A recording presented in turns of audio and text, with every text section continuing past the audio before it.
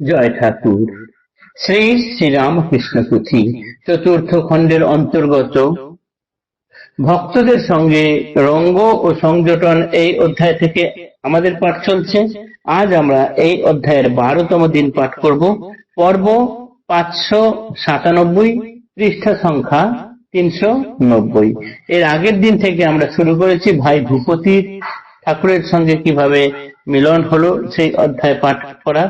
গত দিনের পাঠে আমরা দেখেছি ভূপতি ভাই ঠাকুরের কাছে যখন আসেন, 20 অর্থাৎ 20 বছরের কাছাকাছি বয়স, বিশ্ববিদ্যালয়ে পঠন পাঠন করেন, উজ্জ্বল গায়ের বর্ণ, বেটেও নন, লম্বাও নন, দোহারা গড়ন, ভীষণ সরল তার স্বভাব।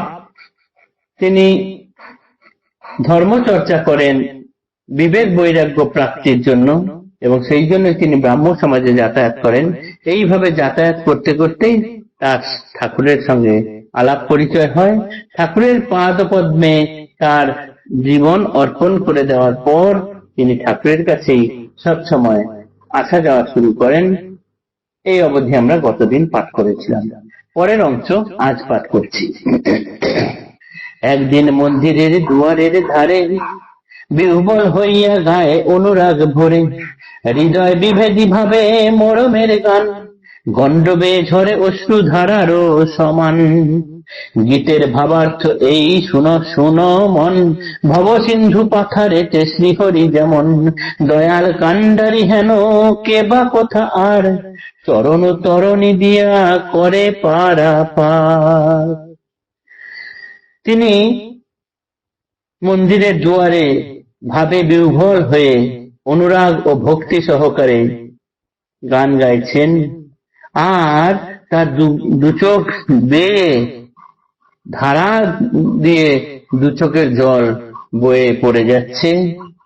তিনি গান গাইছেন, হরি কান্ডারি যেমন, এমন কি আর আছে নে, পার করে দিন জনে, অভয় চরণিত অভয় চরণ তরি দিয়ে। এই গান গাইতে গাইতে দু চোখের জলে তার গাল দিয়ে ভেসে নিচে পড়ে যাচ্ছে ধারা বেয়ে। হৃদয় বিহারী প্রভু ভক্ত হৃদয়বাস, দেখিয়া ভক্তের ভক্তি ভাবেরও উচ্ছ্বাস, দ্রুতগতি প্রকৃতি বিজলি যেন ছুটে, উপনীত ভাবাবেশে ভক্তের নিকটে। এই লহ বলিয়া দক্ষিণ শ্রীচরণ, ভক্তের কোমর বক্ষে করিলা অর্পণ, পরম সম্পদাস্পদে প্রভুর আমার, যোগী জন পূজ্য পদ সেব্য কমলার, বক্ষের উপরে যাঁর স্থাপন এখন, চরণের রেণু তার মাগে এ অধম, সরসে বর্ষায় বিকশিত শত দলে, পাইয়া মধুর কোষ মুক্ত কুতূহলে, অলি যেন মধু পানে মহামত্তে মজে, তেমতি ভূপতি শ্রী শ্রী চরণ সরোজে। ক্রমশ উদাস মন হয় অধ্যয়নে, সতত মানস রহে প্রভু সন্নিধানে, প্রভুও তেমনি তাহে হইয়া সদয়, পরিপূর্ণ দেবগণে শ্রীঅঙ্গ আলয়, দেখাইলা আর বার শোনো বিবরণ, ভক্তি প্রদায়িনী কথা ভক্ত সংযোজন।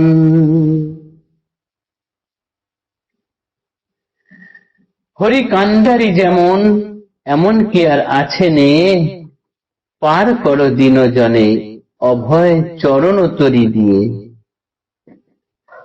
হে প্রভু, তোমার এই অভয় চরণ তরি দিয়ে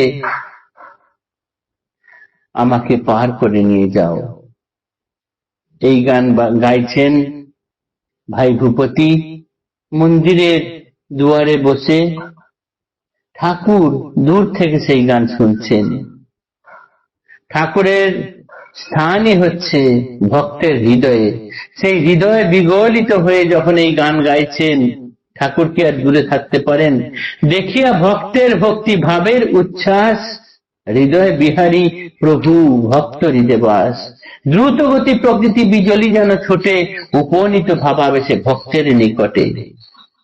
তার ভক্ত এত ভাবোচ্ছ্বাস দিয়ে গান গাইছেন, তিনি কি আর দূরে বসে থাকতে পারেন? তাই বিজলি বা বিদ্যুৎ চমকায় যেরকম, সেরকম ঠাকুর দূর থেকে দ্রুত গতিতে ছুটে এসে ভক্তর কাছে এসে দাঁড়ালেন। দাঁড়িয়ে কি করলেন? এই লহ বলিয়া দক্ষিণ শ্রীচরণ ভক্তের কোমল বক্ষে করিল অর্পণ। এই নাও, তুমি তো চাইছো অভয় চরণ তরি দিয়ে তোমাকে পার করার, তোমার গানে তুষ্ট হয়েছি আমি। তার দক্ষিণ চরণ, দক্ষিণ পাটি ভাই ভূপতির বক্ষে স্থাপন করলেন। ঠিক এই সময় পুথিকার বলছেন, যে জন এখন এই ভূপতি ভাইয়ের বক্ষে পা দিয়ে দাঁড়িয়ে আছেন, সেই ভূপতি ভাই এমন উচ্চ ভক্ত একজন, তার চরণ আমি বন্দনা করি, তার পায়ের ধুলো আমি আমার মাথায় নিতে চাই। বর্ষায় পদ্ম ফুল যখন ফুটে ওঠে, তার সন্ধান পেয়ে মৌমাছিরা যেমন দূর থেকে ছুটে এসে মহামত্ত হয়ে সেই ফুলের মধু খেতে মজে যায়, তেমনি ঠাকুরের শ্রী চরণ বক্ষে ধারণ করেও ভূপতি ভাই যেন সেই রকম এখন মজে গেছেন। ক্রমশ তার উদাস মন এখন অধ্যয়নের দিকে থিতু হয় এবং তিনি মাঝে মাঝেই ঠাকুরের কাছে আসা যাওয়া শুরু করেন। ঠাকুরও তাকে পেয়ে খুব ভালো থাকেন এবং মাঝে মাঝেই তার সঙ্গে এইরকম লীলা খেলা করেন। দেখাইলা আর বার শোনো বিবরণ, ভক্তি প্রদায়নী কথা ভক্ত সংযটন।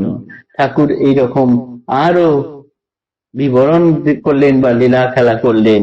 আমরা যদি তার লীলা কথা পাঠ করি, তার এই ভক্ত সংযটন অংশ পাঠ করি, তাহলে এই রকম ঠাকুরের লীলা আরো দেখতে পাবো, শুনতে পাবো। আজকের পাঠ এতটুকুই থাকলো। জয় ঠাকুর, নমস্কার।